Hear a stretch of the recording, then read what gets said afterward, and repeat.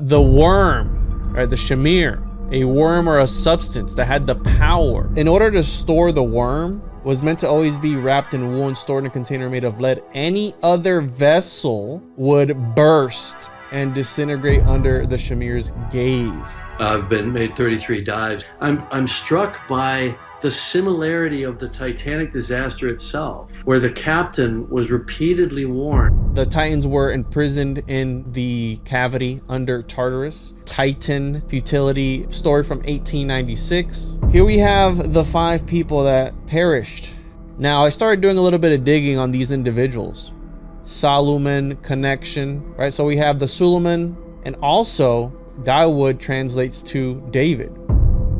Although it was designed for scientific purposes, it also had important military applications, and the United States Navy agreed to sponsor the system's development on condition that it was used to carry out a number of programs. Many of it is still classified.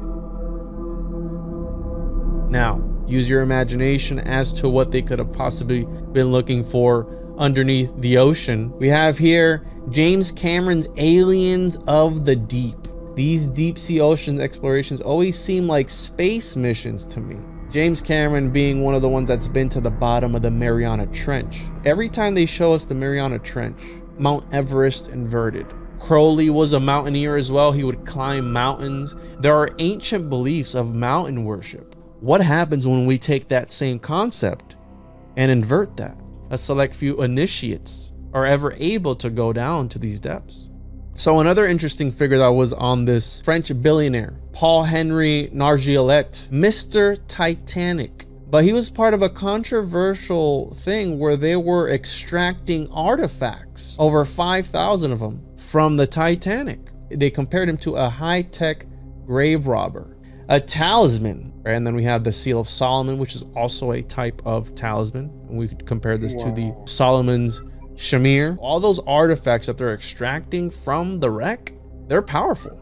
Talos is the origin of the word talisman in Greek mythology. He was a giant. He was a giant mech bot who was designed to protect a city. And if anybody came close to the city, this mech bot would throw rocks at the ships. He actually was defeated in a battle, and he collapsed into the waters of the island he was protecting. And the metal that he was made out of was so precious that the people of the city had to go and dive under the water to retrieve the metals he was made out of. And then they smelted them and turned them into the first coins ever. Origin story of money. Fed now. About our overlords, the Federal Reserve. In July of 2023, they're going to launch this. So with a lot of people connecting the Titanic to the Federal Reserve, the Titan connected to Fed Now, something new being built. And Mr. Beast also got offered a seat on this sub too, and he had declined it. And we know about Crowley riding on the Lusitania, messed with the old Lucifertania. And that's almost like a replica of the Titanic, kind of sort of.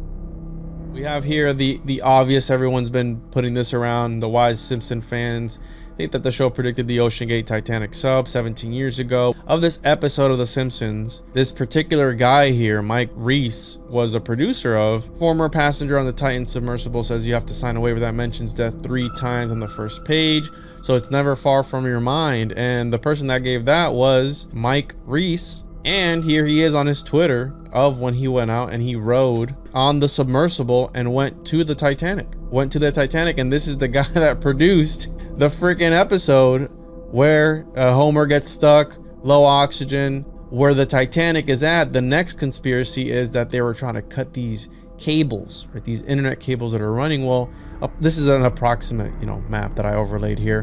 But yeah, it would be around that area there, right? That supposedly it didn't go missing. They were actually just trying to pull something off to cut these cables that are running at the bottom of the ocean. And this is where it starts to get juicy, okay, guys? When all this is popping off, all this stuff is going down, probably are distracting us from something. And one of those things being cell cultured chicken gets the final green light from USDA. Lab grown meat got the okay to be sold to people. They already do this with clone meat. FDA approved clone meat. As all of this is popping off, the Wagner group popping off a coup allegedly because the solstice at these peaks in time, right, the veil is thinner. So a lot of sacrifices happen around these times of the year, right? All these rituals happen because the sun is powering the earth the most. Now, what does this look like to you guys? It looks like Drake symbol. Yeah, but what is that related Owl. to? Yeah, but what? Moloch. Yeah, but what group uses that symbol?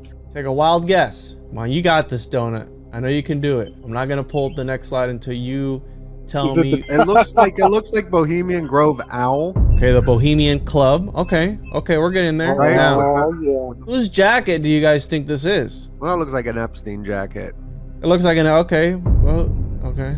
Oh, weird, bro. Who's that? Good find. Uh-oh. Whoa. So, I'm not done yet.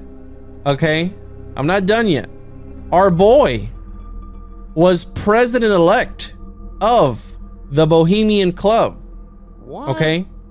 Not only that, but he has ties to two, not one, but two founding fathers that signed the Declaration of Independence. Okay, with all this stuff going on top of everything, your boy is from San Francisco, where the Bohemian headquarters are at, and he's part of prominent San Francisco family. So this guy's not just any regular Joe Schmo. This guy has ties to the Davies.